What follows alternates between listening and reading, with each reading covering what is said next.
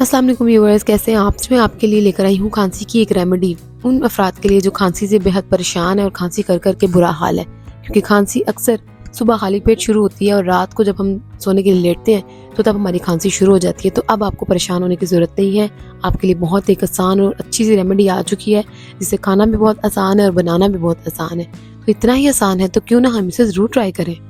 तो इसे बनाने के लिए हमें शहद में सिर्फ एक चीज़ ऐड करनी है और वो चीज़ है यहाँ पे काली मिर्च। काली मिर्च का हमने इस्तेमाल किस तरह से करना है, हमने लेना है एक दोहरी डंडा और इसमें हमने डालने हैं 5 काली मिर्च के दाने और हमने इन्हें अच्छी तरह से पीस लेना है। अब अगर आप बड़े अफराद के लिए बना रहे हैं तो आपने यहाँ पे 5 काली मिर्च के दाने लेने हैं और अगर आप छोटे बच्चे के लिए बना रहे हैं तो आपने उसे 1 काली मिर्च या उससे भी कम देनी है।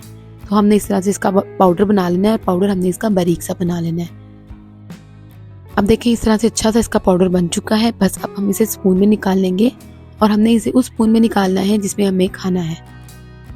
यहाँ पे मैंने 1 टीस्पून ले लिया है, छोटा चम्मच लिया है। अब मैं इसके अंदर ये काली मिर्च का जो पाउडर बना लिया है इसमें डाल देंगे। और अब यहाँ पे मेन बात है कि आपने इसे इस्तेमाल किस तरह से करना है। आपने इसके अंदर डालनी है 1 छोटी चम्मच शहद।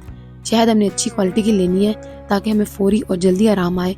अब हम इसे मिक्स करेंगे और ये हमारी जो है ना रेमेडी रेडी हो चुकी है।